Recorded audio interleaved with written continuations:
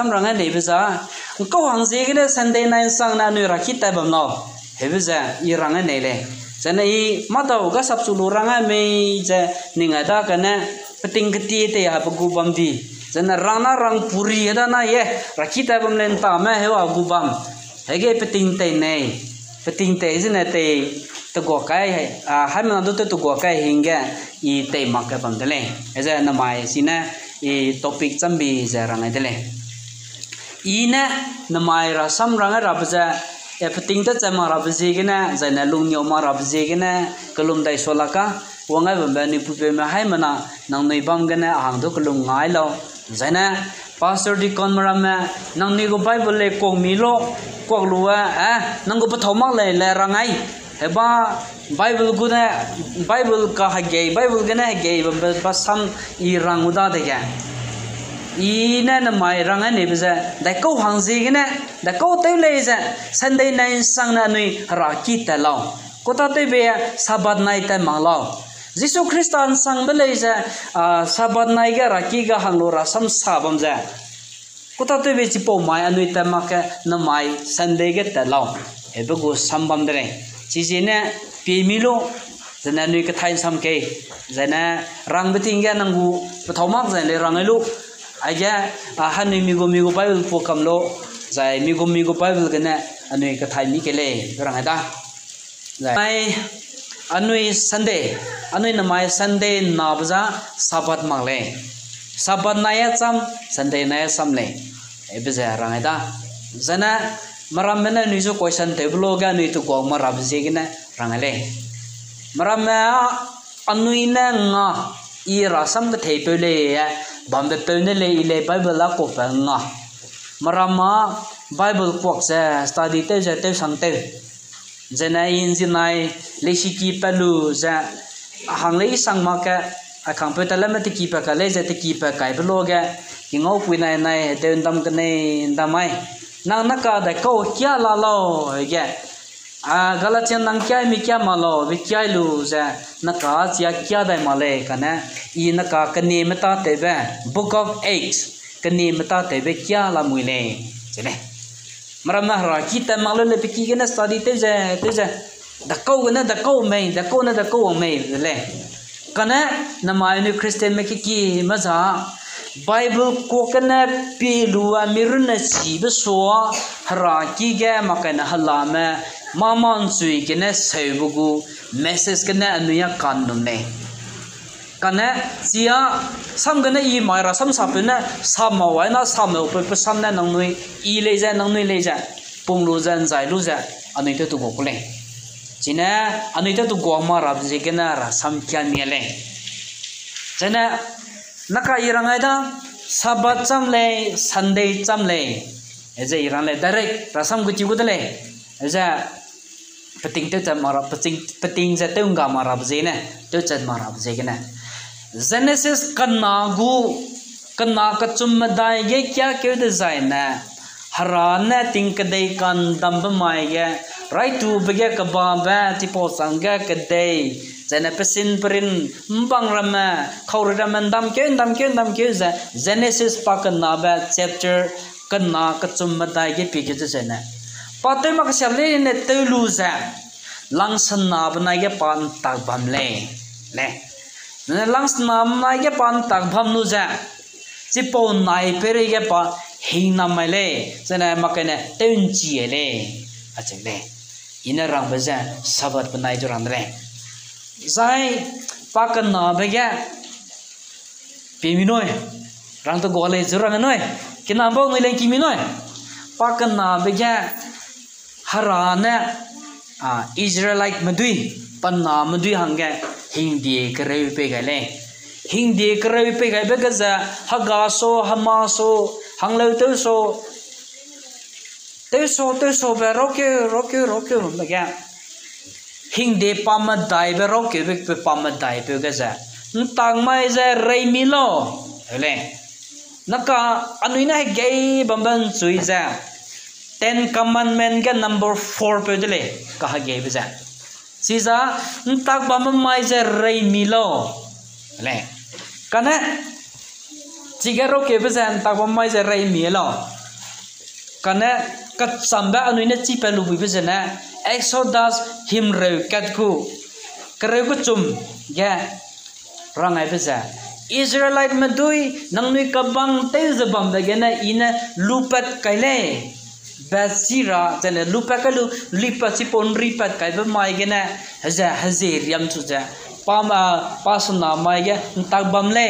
hara banai Israel ma nui kale anui ka kachum phaula muile anui ka kachum ngola muile be sira ba jegena ntangmilo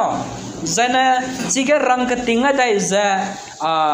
sipo sambam pelui jarang ketinggi za Leviticus kereus skui gu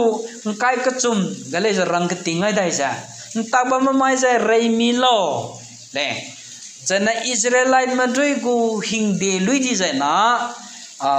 haga pe du le jan chuna sim saku kahama be pakau du le jan chuna sim saku entah bapa mai reimi ma pakau du le jan chuna sim saku le pozena te chatiba da ko ga piwong da za na New Testament na hang za na Stephen Julen chuna sim chatale chiza hang na hang chumna kasang na jang ka mo de ko da ajang te mo na jan dauda na chuna sim chaku dele chizale hinde gepe ga kana Deuteronomy ga le rang ka tinga de dele apon tak mama za reimira za nang nui chana maram ju le ka theimi za reimi za reira le achole Esena Jews madui Israelite madui ke neza ntakbam mai bana sia kene ukrei pla na kailu handle jena Isaiah ga leisa Ezekiel ga leisa handa zaina ntakbam mai za hara kyang na ga tingku madui nang nui le hara ntakbam mai te kata na le sipo zegena arata dale alum pomon dale eza prata hangba aning ngodale Zena hindi kereu kena hindi kereu rawang bega zem kacum gu kereu ga randai zena haragu hindi rawang bega dot pum kanalu du zon ga lengoda katsai nalu du teukli di tona zena tebe de lu asui ke ten sangmang na Ketin sama Allah tak kamam le jo ketin sama pa cipo si kena pala le na sa mau kam de le si ke kan mau na pala na mau kam de le ba cipo sam da je ji su na le rang ai ba sa hanyim ha ga pe le sa ka ha ga da apo ka ha ga pe le ha ga da hamui he ba sa ke sei ke di ki ma ka le pala le na sa hamui de le a che le zai kana Isaiah ke pini kele Isaiah ke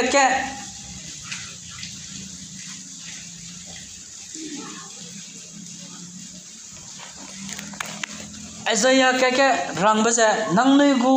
tak bamba mai nang nui gu sabat sa tenne tele nang nui gu sa I sa ta dele Isaiah ke rang le jana wang za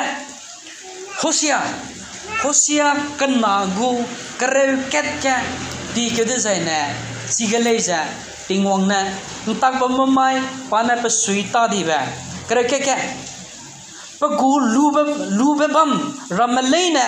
pating kumgu benai hakeugu tingna ngirama zai kereu ket ntak bamai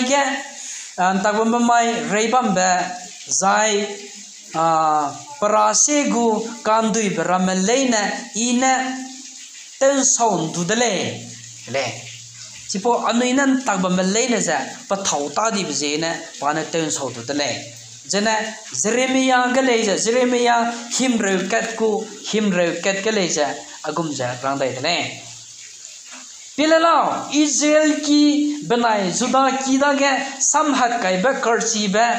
Teu gai rabe ting za wang mui dele za ting wang na kat se dele heza ting wang na dele ku li rabe za dele za na mai anui Christian mena anui chuna anui Christian madui baptist madui na anui ntakba mai za reiba makle kana Bible ge pi de za na ntakba mai ge harana ta te wai parama sana kana ukrai te parama la mui dele kana ai ge hang de ge ni cham dale jana anui namai da ko te vi ji gena namai anui Sunday ray bam lo bloga saraga ba kahage ba pahang ga kui kan zai ba zaina I ayan ni go associate pastor nai pastor pedua I raulu jaking opui ayan ni go associate pastor dua I pe kada lu ba chaw nang ni le pe kada ni law noi zai raulu pe ngai le Zai penui ju I ka benai ke pastor kena le rangai la leu anu dige ka te go parama jin sama ba rangai la leu le Zai nama university cementing ke hang de zai na 321 bakum ke hagwang pe Constantine azang pe zena Sunday lo makanya Sunday night ray bam rahang ke telewele achese nakka sabat mena ni jung rangne sabat me sabat jan takbam maida jan takbam bezi hangsa ma pung lu ja chi po che kat te mi lam de le chi jang mu de na rang ba nang nuya rom mena ka thebli te de le nang nuya rom ma chai sui mu du le na rom mena ka ta le be sai sui ye no ne te mu du le ji ji na nang nu go pa thomang le rang teu hang maduina rom dagana romagu pop dagana antichrist le palubu dele chipo roga no nile sui kamai di gudele chipo gullo jana kadai pare zinu dele ache belang le jana panuina chipo za explain te kyu dele panuina explain te kyu de beza ndak raibetinga bible ga na sunday du ga monday du ga le Jana nama ini Sunday ndaga Bible ga lalo to na gale jana he jana ya hana ni Sunday ra kita ba thoma koila hele na pagu ka samje rang bu da pagu ka samje rang bu ra baza sanna sachum na mui kana Jesus Christa du kating kang beleja apo sabat mai gan na leja panui luk te jete de le the call right to begin gi hang began the ko ta te ra hang gan nang gu kan ni madui Sunday night ga ham phui ki ta lu za ham me wi nro te lo unzu te lo kya de le kya bating ga jisu na answer pe de le ma ki la mui de le let's do e bible p za rang dai kam la ka le kana aya rang ba mathai kreu kan na gu ket kana kreu kan na ka chang makana ma kreu kan na ma ka na gu kai ka chum ga le ja raw de le siga jisu gu kan jisu da ga jus maduina farisai madui lo kya lo maduina kating kya lo ga pa na ka ka tai ba ja debe beting le ja debit pa jus male de se hing din dai je ga bam da ga debi pa hagwang sung pa tingku male kana tingku male do anjai ka sang de ga pugu harai kang bu ngolo ja raki ga temple ge gulu ja tingku puni le je te mang me puniru na kunum te mang me pana ka kale pakan na ba hang dai blog ge jisu na te ka te ka ne ma ka harai madu te ka mi blog ge rang dai le nai mi pui ai ge ga ai zeu ge bam ge ko ta te be ja ka da ba mai na te mi mak cha wanga sabat banai na te kam ni no ache jarang le hebloga jisu krista na kakadai de le kakadai be de gum tak te kakadai lo to na mi ke puku khori ro hom kui ke sunday nine ke wai la lu sai na chi je koi pe mak ra me je ka de le lu za rang ke za mathai kreu ka na gu te sat ma ka na gu kai te sat luk chro gu me nge ga as a bible quotation eba Matthew Mark Luke John azang ma za jisu lam ge witness te ko le history le ya te dola history di na book of ke name ta te za history da kana Matthew Mark Luke John gospel ma dai za panuya history ma le kana panui ne pi beza I guess sab gap ka ja na kingau na chu zambia pi pe pastor na chu ku bia pi pe nang ni na so me pi jana ang sa na chai me pi ko le jisu lam ya ham dai ne pi ba ka cham pi ko le hapu pe mingo ma mu na hapu ka me do bra sam rang do gum ja jisu lam ya raw da ka na panui ka raw ba cham chai ko le raw rang ba za panui go focus cham le Matthew na rang dai ga jisu za harana iza Judah magu haradi pe đâu lệ magna lâu dấu dậy sana pa nè cái băng tới giờ cái đây mình dùng gỗ rang chơi lệ lúc này rong đại sana pa zina cái sang sinh đấy hara lệ du zim na tới chân chơi đấy lệ zone này rong đại cái pa hara na lệ giờ bên này hang mà đại rồi bây giờ cái chăm rồi cái này lệ du ai cái rồi tàu bây giờ Jesus Christ giờ pa giờ Sabbath rap lệ cái này Jesus Christ as a Sabbath rapele. Hege sige explain te mimang na anuile chiang koi de rele. Plama Sabbath sa Jesus pale je chijan na bamba kole jane chipo gu hingde kangna bamba kole. Jina pan zaila ja anuile zaira kole. Achele. Kana ina aya ranga ne bza Sabbath Jesus a Sabbath rapele na pa Sabbath so dibe mang me. Zena Sabbath sababa kanga gutele sai Sabbath lewe beza zemna na hangane te lewe ba kole chiza zemna zena gospel plan na phe ko thai wang na to na na si pau za na pa ka zuile jisu wang ma ploge hing den zai bam beza jisu wang gap zena si gudok he ba hange pa ka zui te wai ko le be chi po follow te ko le chiza rangale rom bo bam na nang ni le su ranga bada te bada zana wanga sipak chumbada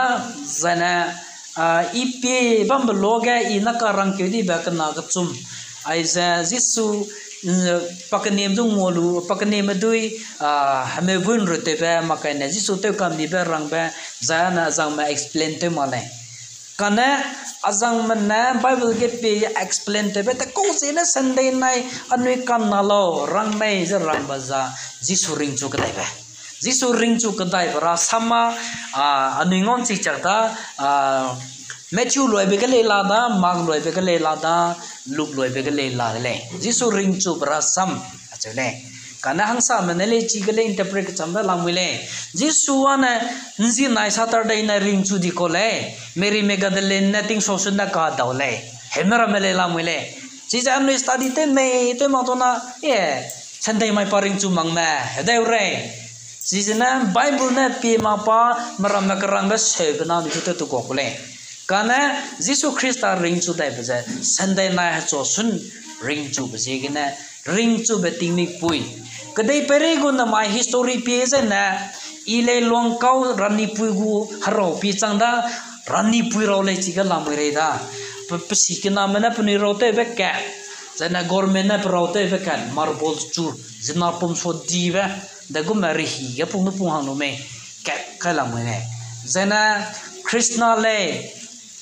Buddha le punui raula le jisu raula lamule Jerusalem ge guchaina kana katsam bambaza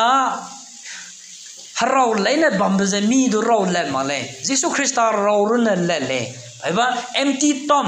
kapru ba harau achel kole zena kadai perigu history ge pi zaina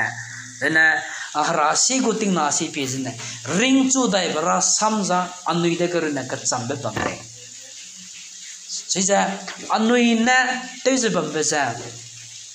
jisu ring chu baza anui hanga dilang ba jiza na important lang ba zana nu kanai ba pupe le le dia na mai chai le jun sunai ring chu dai u zana ring chu dai rabu example right to be gasi su jun no mai budine te baza jisu na chai lo za ring chu dai bu gom za ile hadu gen ke ga lo za jisu gom ring chu dai le sia baptism ga ka thai u dale baptismal ga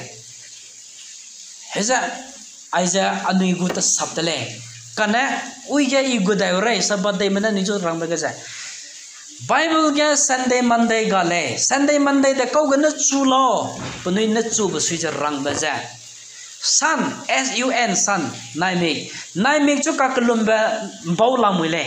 nai me chu ka kalum ba duina ka kalum ba ti me pui du ja Sunday punui ja nai me chu ka kalum ba jaina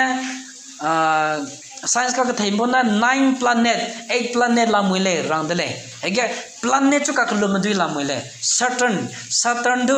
ka kalum dui sisa planet jida chipo chu ka kalum ti mi pu de Saturn du ka kalum ti mi de Saturday bole jana moon moon hakke du ka kalum dui jana hakke pa mai heza hakke pa mai du ja Monday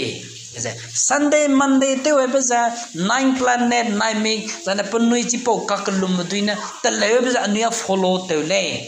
a che ja punina ni jo ko helo sakan sia de le zana chipo perega ni jo no ma de le chipo le ne ja rom duina te le pe ko le rom na Jerusalem ge capture de lo ja rom ja te chu bdinga punuina pla le ne ja te ka da cha te won de ko le a che le nakani Bible pe ke Bible Peter zaina kani mata te baga kanu rangda jisu ring kani mata ga parangai bata kana Bible ga dako Sunday mai ga first day of the week I kanu rangai da Bible ga Sunday ga le da kana first day of the week hebeza tipo anui Sunday mai do randale Rain lang ba tingmi roga rain lang ba hebana Zeus mungu calendar ga sabat changa rain lang ba tingmi pui sipo to first day of the week hebeza sipo za Sunday mai tu rang dele ja kira bada sana pasimperin haunda Jesus Christa pa hagwang te ge mai za ndai mai lo tuna Sunday mai Sana Jesus Christa paring chudai ba mai sa ndai mai lo na Sunday night Pentecost ga riwang ke ba ndai mai lo dito na Sunday mai Jesus Sunday mai ga patiba incident ramadale Jesus bambeting ga patiba zana patati ba sanga zana first koren karosrogu ket kana ga rang ke de zana ko lo dito na Paul bena pakamudi jurangale nangnui first day of the week Sunday mai nangnui kandui bloga harata te rahanga nangnui go offering nangnui go tai nangnui go kalada ko pera bambele ne leja chipo mai ga ten du eju lo jurangale chije Sunday mai ju rang tawai bara medele zai namai anui Jesus Christa zu numluba puipe medui anui da kau go ta sabka sabra lo zana da kau zana anui hanga ka san malo jarale sina kanu ga rang di bisa Isaiah ket go kareu ko chum gam zo Hosea kana go kareu ket ka Jeremiah himre ka gu himre ket ka ram baza tingwang na anui namai sabat na zaba ba makana sabat day maduna sabat na zaba baza papa lungwang sang ta dale papa sui ta dale pa thau ta dale pa ji hangane rei ja te ja tat zaba baje gina chia wang chang ta dale ja rang le jana namai anui Christian maduina Suna anui na ta bam duina hena anui de kau got sabka sabra lo heblo ge natu be ge Galatia ma kachum go kareu kana kai kana ganan kai kachum ge anui pie de zena chija Galatia ge ngautele zena kanu ge harasam kya be pe ne le ja Kolosi ma kana go kareu kuchum sambam gadu kya ga ne namai anui Christian maduina tewang raba hangge anui hangge harada ge wangdi madui anui hangge sabadu nabambe makai ne aiza tene aiza sangne aiza deiso aiza teso parame te parame le ne ja si gina kering ba ngogule aje be somale jrangale jana hindi ege hindi za nama anu Christian mena chunani na naka anu age bamduina nina nazba mega hindi aiki ge teze bam mega anu indai kauze tema da kauze tera da kauze tema ralo anu dege katsam da bam bezena hindi leudu hindi ge maram ko na rangzana moral law banai ceremonial law asale ceremonial law banai moral law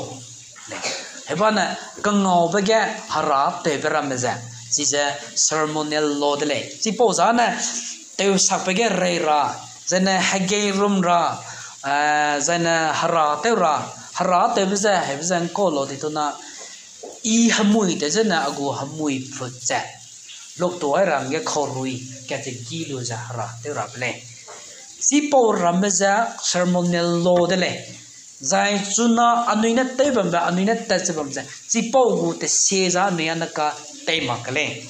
ceremonial law the te makale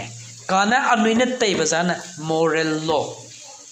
law za de ko lo to na haras sa ba zana maramzu cho te ba ka ha ga ba zana ka sia ba de ke bam le na za si za anui to kan zai de le zana anui sam ga na nu christian na rang da na sam na chi gu man zai to na hing de ka le za mo le to na plan na mo kam de le nang dai kien zai ne de ke mo da na mo de le ya che de to na anui le za chi zan zai ra to na mai plan na te wong le to na hatai ji te so ra kam din na rangum ma hatai ji te so lo ba thau de le ko lo na leviticus sa gudai zena pa pa pin sin pang bam lu bui le pang ma lu bui le kan na telet ma kale ka bag ji ni te de le pa pin sin na pang de le pa thau de le na ge pa telet ma kale zena hakka ji do ni te de le pa thau de le kan na sam na mogor le ko ma ka je le ko ma peli pung ma kale chia nui to ma dai le kana chuna anui nan zai za anui na te ra ba za na chi po le ne za te ma ka te ba ai za te ne za sang ne ai za te ra za te ma ra ha ge rum ra ha ra te ra chi po le ne za anui te ma ka le ko ji ne te ma lo ti ton na old testament ge good dai zin na Moses na Israelite me du ngulu za kanan tara hanga ta pe mai ya hắn nếu nè phụ nữ cho sáu thế này sáu cái bên nào bắt trăng trái thế này trái bất tình cái nếu không được rồi giờ Moses ta cái phao vàng Moses hara ta cái phơi rồi cho cái nè silver nè brass nè hắn nếu lưu to lưu ra hắn linh quay chuối rồi chỉ ra hắn linh quay chuối lưu ra chỉ bảo ra pi rồi sáu cái bên này nè chỉ bảo ra pi rồi chỉ bảo pi bên này nè ring bên này này zana mai anui na te je bam za I hara te ra be kale apina hamui abana hamui te je ge na jisu ba ga guzal na gya za zai lo de le apina hamui te je ge na api ga guzal gya ra be kale ga api ga zai lo ra be kale ge jisu zai na lo de le zana alung ning ge na I kaning be ge na bam je ge na pe ga tu pe chau kai je pe ga zai lo de le panung rei de le heza te makasya bele na te luza jisu chaiba Friday night go Friday night ge it is finished pasai di ko dai sina jisu christian ni hanga anui hara te ra be kale anui da ko te ra be kale pala le ne za pana cross ke puang ro sang de le loi de le kai di ko dai sina anui hara te da ra be da ko te ra be chỉ bảo ra anh ấy tới đây số mắc ra anh ấy chun nào tao văng ra bằng cái này cho nên chun nào này tao văng ra bằng cái Galatia mà này kian sama cái Galatia mà cái chum gu kêu cái này kêu cái nào dài kêu cái nào cái đó ra chun nào cái mi ra đó harama so cái hindi nè tên gì cái mà lấy về ngon chỉ chắc đấy, tên cái cái số đấy, chúng ta cái mi sẽ đấy, haram mà số cái hindi này tên gì cái mà lấy về giờ ngon chỉ chắc đấy, cái này về cái gì này, gì mà na cái tên linh bác câu giờ ring bu lấy, giờ cái chế độ sờ, cái nào, cái này chỉ hindi giờ cái này về cái bám mắc lấy chỉ bảo hindi ta ram te be câu za chỉ hindi ram cái này ring bút lệ cho nên cái nào cái chung chú na cái này be wang chang rab so cái này be liang cái mặc ta này anui za hindi kang cái cô za bam này cái mà đại chỉ ta cái kan nei bezna anui ja ten jai kai bera Krista wang mak ta nege hindi jana anui ja karai pu chang jabam le kai matai kana chuna a kan nei be wang chang di de ge karai pu kang ge anui ja bam ta di le kai sro Krista iso ge kan nei be ge jana ningnui harana ma changkam di le kai sana ningnui da ge Krista ge na ngo baptist lu me le na a Krista jana hapo ni chang ja bam di da se jana chipong kang ke de jana Krista ge wang di me le na Greek ma gentle ma thick ma ha ma haza nrei ma kang ma do ka cham da ga le Krista ge na anui ketele jara le jana kada da brama kolosi ma gedle ya anui ngau de le kolosi le kya samai ke le kolosi ma kana gu Karesoro keja Colossians chapter 2 verse 16 ga sida zaning noi ka teu ka sakba deu ge me nu na ka hangi be me nu na hakeu ha ngoba ge me nu na tak mai ge me za mi ge na da ning noi za pe za samram salao acha kale hege anu de ai ge pe ge be za anu zu nang hindi aiza tebezena nang maudele makai jana ntakbam mai nang aiza pathauta dele apo jebena anuiju peje samram di sulo kana anui kanai be puipe chuna anui sap duiza jisu daga negai bezena padaga pala leina ten sanga dele jana nalang bega jisu Krista pa anuong pe so Krista chai kebe mai ge daiko pati mai beza Good Friday ge nui rangdo rangai da jana hangsa ma harase ge petan min nei meza Good Friday so ge pa hagwang te ge mai ge na ring chu dai be ka chang za Bible study te za te seun kim za makai na pa chai bra sam ring chu dai bra sam rang mei hei 1 week rang hang le jana chi ge na chi du chi me ra ble kana ring pa chai ke bu mai ga da ko te di lo da ko pa di lo it is finished I na sang da le pa sai lu ja chai ke bu lo ga kadai pala na ka sui ja kadai na le ja pagu ka ba ble pe ngam la ti jana pa chai ke bu lo ga matei wang ja ting ting kai kai kadai kak jan chu ramang kak jan berun mak ja Zeus mago Zeus mago temple kakalum beki ga anuya na mai anu church ka na ma do pelim ga dele la thok ka dele kam ta gu gap ka ga ra sam sa ba pe do le ngau ka dele kana Zeus mago temple na aje male zental me bam ra bam cham zaina ni pui mi bam ra bam cham public bam ra bam cham kanchi madai tingku madai bam ra bam cham zaina chi lang be ki go ra bam cham le kanchi ba ki chi lang be ki pesem kana ka chum ja lat ma le janan chi lang be ki ge gute zaina chi ge bamba da ko lo do na aron tui I Bible ko pa de la ka Hebrai ga ron chi cha ka da chi ge gute zaina aron tui bana hing de kre ko haiba art of God haiba harago hindi kare kwa bung harago hindi kare bung chipo nene jene chipo wana takadau bulakale jene chige gepa na commentary ke na ka Bible ga ro chamanoe kana commentary ke ka thai maram na rangba na tingku pe chiang ka be pe dwa danger ka sang pa go ra be pe le pe bige chendria ka di ba kai lu gukule pa go be tinge ma ga te mo le na chai ule pa I hamui pung lo je chige guti le na harana pchu le ma le na chai ule jena chai di le pchu gupo marab jena chendria ka na chak pa da rab jena tingku pe dilang be pe che go ra be pe bige chendria ka lu gukule jena chige gupe ja tak daw ko na gu ma kule tingku mai ki ga la mule Zeus ke pa chang plang ka na chum sadhu sima lang la pharisee ma lang la chige priest la high priest la le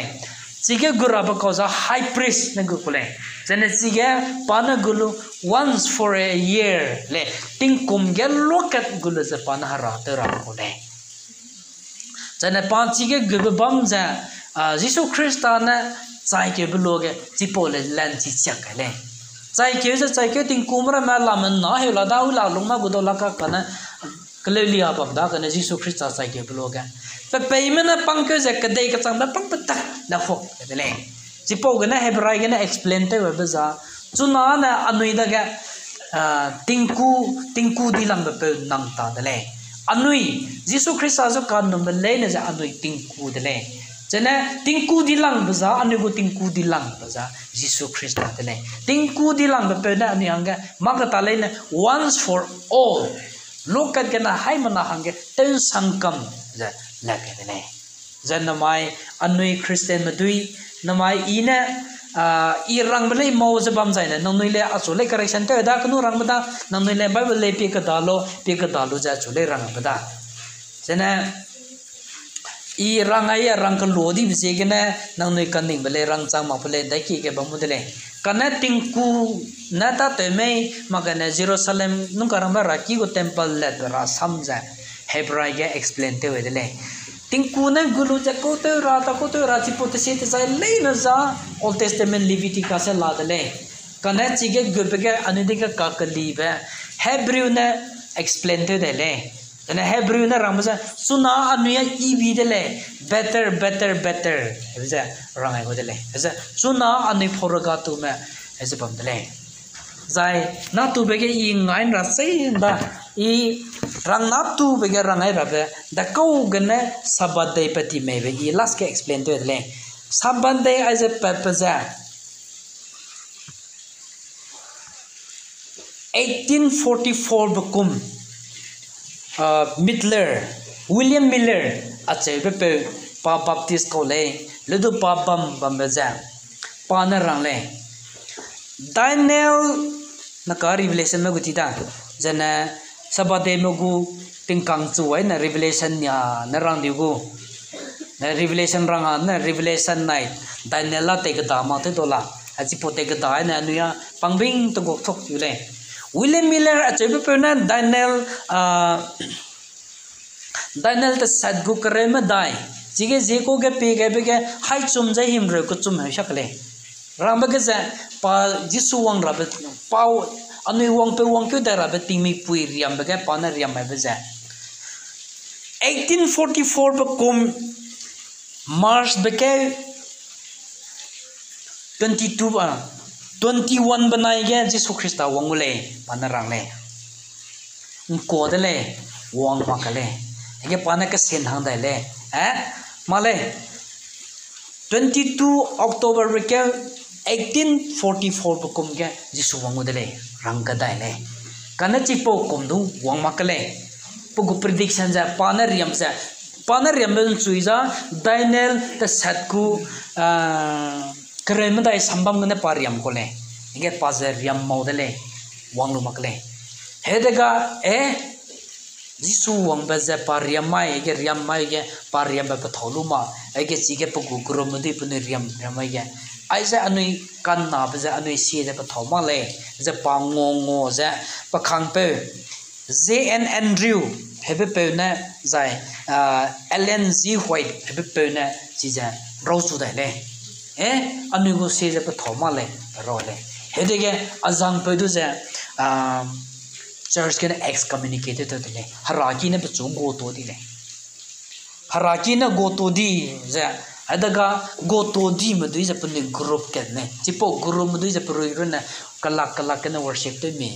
ting kum kai lung ki ka na di pa ma ka pun na he za bam le kana di me me zana di me hang za 1929 kum hang dai ga na sipo sabade gana Davidian hemdu sabade gana pelang sampai tadi ya ciza sampai bedele sana sam gana hansa mahanga social bumei simakle neleju puku history jan dai gana sabade pemei bezarang le sana pelamana aza poting mi cielu le iume hele pelamana sabade muduiza anui rom dagana phagle rom chai suile apo kum ge punui ting kom ram le chi kam le 321 ba kum ge rom gu hagwang pe Constantine azang pe na rom Jerusalem capture to lu pane hindi te le ajabe ge na rang le jana punuina anuiju rang baza Bible gan dai ge Sunday la lo chale jana Jesus Christ le ja makai na pakan ni me le ja chona nang ne ju Sunday du sabat hang te kliye lo sauna nang ne ju te kliya hang authorize power nang ne ju te le wai be si ja ka te le lo chale kanan na mai anuina rang ra baza anuija sabade du Sunday te le mangle chipo mak pe anui gu ta sapcha kadai pere gu history ge piong zen na ma harara mating nar ma piong zen na ring chu dai ba ra samja kada ba ge ngoma be Jesus Christ ring chu ber ne le chana harara ma ai ki ai se ba be ge kiawang blo ge Buddha le somaka Krishna le somaka Rani le somaka le panui rogan na kalaya nang nui ringla me haroga la me ayula le udele kana Jesus Christa ga roga wang bologa Jesus Christa se ya zanga gada tatida jana pakani muduina ngolu je pachanga te kada je Sunday night ga first day of the week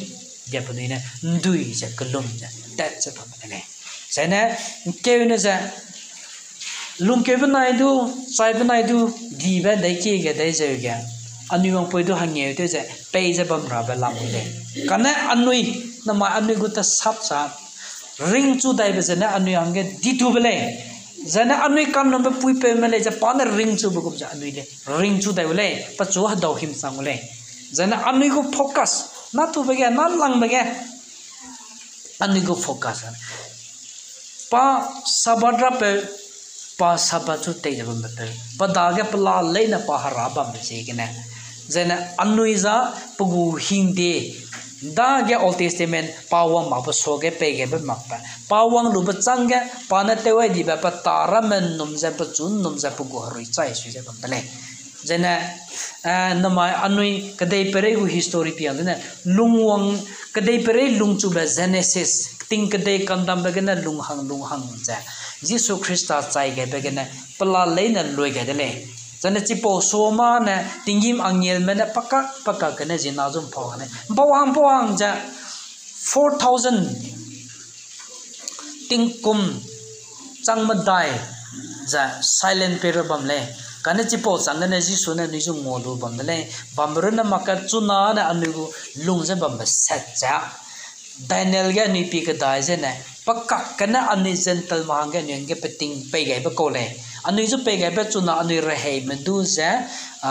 grace pero makan Holy Spirit pero ele haruina ngo gai ba re he makai na kan ya ba re he jani kan ya ba re he ge lung je bam je ge na I hingdien zai lu ba je na ring le ba mag le kana jisu gu sam zailu jisu chai suilu bejegna jisu jun no mailu bejegna Colossian kana gu karesro galati ma kachum gu kareusi ga rangai beja anui kanai bejena ring song anui ta tejina ring ba male anui ta tejina ra ile hamui te jana gospel ge pije jisu christian na rang beja nang te malu le nang lungge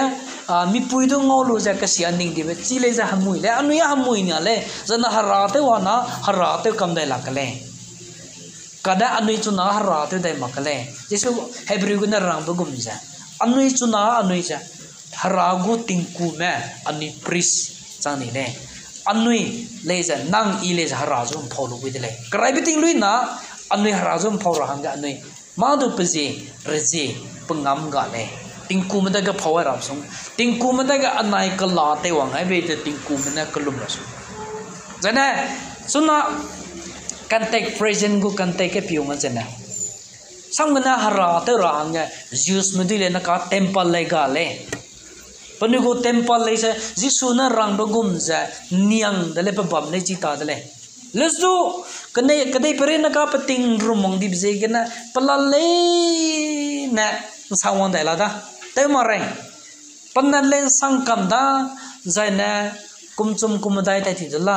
red heifer heba katum jeba hara te bege te be katum le lungwong da la da pakana len sangkam na da kanan samak pate do lakpat sipo temple te do lakpa hara te bam hara kalum babam kadai pare ke karna hu temple ja sipo te ra babam ja do lakpa ka bam ja muslim dina pe permission ro le nang do lakpa ja pala le nan sangwan le jana ni kadai pare lung bele ja nai komting kompa cha kali ja kadai pare na he ja ai je ke bam le zana anui asai bam ga anui dikom tak to lung ra zana kadai pare pating sia da le kru mon da le nui lung hare bam ram me male kana anui za harating na da le anui yesu zu hado ji gu da le anui kanai bu pui pe madua tribulation kar khare bi ga ni zo pe ma kale kana pa chu kan no be pui pe me le ni zo anui zu an pada ge bam sam ra hang ge pane bima jasmen ga ni ju ngote ti gule rapture mai ga ni ju ngote ti gule ngote lu je chi ga ting kum sana kadai pare ga tribulation ge bab ting ge anui ji su su kan no mele na ana pada ga pasai su lu ja second coming millennium ge bab rang anui jo ngo ge gule anui ana sam chai ba ko pakak ka da anui ya zeus ma male ba na hindi pheuja hindi en zai ra hang ge anui hanga deule godu go chang la le anui hanga te chang la le kana anui na namai te ra ba anui hange anui na te ra itu ba ge tu ba sa jisu kristana rangai belui gum ja jana galatian ge colossian ge rangai belui gum anui namai ring za bam za kanai bi je na ring ba ko le kanai bi je na ring ba ko le chuna nu ring ba ting kum anui chuna ba ba ting kum zu grace peron makana holy spirit peron kan gya ba ring ting ya nu lung za bam le tingong gu kan gya ba je na nu ring za bam le anui kanai bi je na ring za bam le sina nu kanai be ga sam tibri anui kanai be te tibri za bam lo rang ke rang hang ba ting ge hara sam gana rang da kadai pare go ra sam te ka da samo bam le bam lu bui za nang ni le za ago ka mo bele tarangai ile na kali le study te la re atai ke le rangai za nang ni le pi ka dalu za ja ka chu correction te bam ke le asule ka thelo ile chi ba bam na rang za na ile thoi si ba mo le ka thai si le nang le rang ke rang ba ge mo san chu le na da samo pa pla le na haram na zemana na lunai zan sama play na nong le study te mi te lu lo rang le kinga ma se ma hai mana re ke pere nai na mai ra da